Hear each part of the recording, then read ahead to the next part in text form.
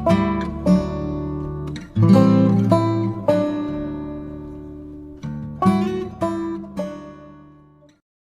कहानी है घनश्याम की। घनश्याम ज़्यादातर समय दुखी रहता है। उसका किसी काम में मन नहीं लगता। उसका अपने ऑफिस के कलीग्स के साथ व्यवहार अच्छा नहीं है। आए दिन उसका झगड़ा होता रहता है और उसका अपने परिवार में भी सुख शांति नहीं है। इस कारण वो हमेशा दुखी, परेशान और चिड़चिड़ा रहता है। निराशा उसे हमेशा घेरे रहती है।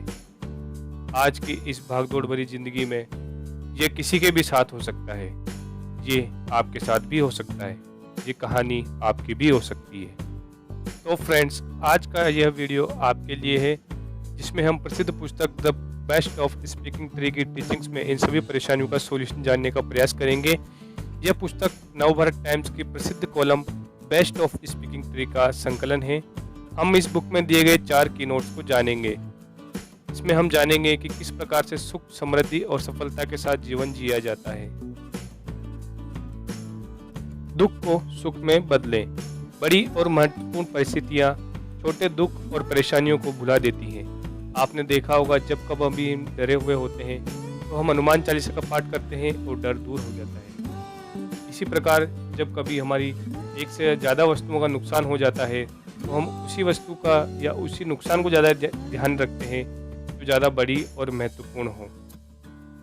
इसलिए जब कभी हम जीवन में दुखी हों, परेशान हों और निराश हों, तब हमें अपने जीवन के उन बड़े लक्ष्यों का ध्यान करना चाहिए जिन्हें हम पाना चाहते हैं। ऐसा करने से दुख अपने आप दूर होने लगता है। प्राप्ति का दूसरा नाम दान है। अथर्ववेद में कहा गया है कि 100 हाथों से कमाओ और 1000 हाथों से दान करो। इसका मतलब यह है कि हमें जो चाहिए उसके लिए पहले हमें उसका दान करना होता है। हम जिस भी किसी वस्तु को दान करते हैं तो उस वस्तु को प्रकृति कई गुना होकर हमें वापस से लौटाती है।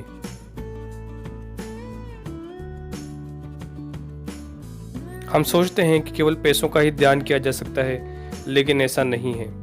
अगर हमें ज्ञानी बनना है तो हमें ज्ञान का दान देना होगा। यदि हमें खुश होना है तो खुशी का दान देना होगा। और यदि हमें हंसना है तो हमें सभी को हंसाना होगा। और इसी प्रकार यदि हमें अमीर होना है तो हमें कुछ हिस्सा पैसों का भी दान करना होगा। Laughter is the best medicine. एक प्रसिद्ध डॉक्टर जोनाथन स्विफ्ट ने कहा है कि हमें स्वस्थ जीवन के लिए 3 डॉक्टर की आवश्यकता होती है। पहला डॉक्टर डाइट यानी अच्छा भोजन, दूसरा डॉक्टर पीस यानी आंतरिक शांति, और तीसरा डॉक्टर स्माइल यानी हंसी। हंसी के बहुत सारे लाभ हैं। हंसी निराश व्यक्तियों में होप जगाती है, थके हुए व्यक्तियों को आराम प्रदान करती है, और अगर कोई रोगी व्यक्ति हंसता है तो यह उसकी इम्यूनिटी पावर भी बढ़ाती है। हम भी उन्हीं पलों को ज़्यादा याद रखते हैं जिनमें हम सबसे ज़्यादा हंसे हों और सबसे ज़्यादा खुशी रहे हों।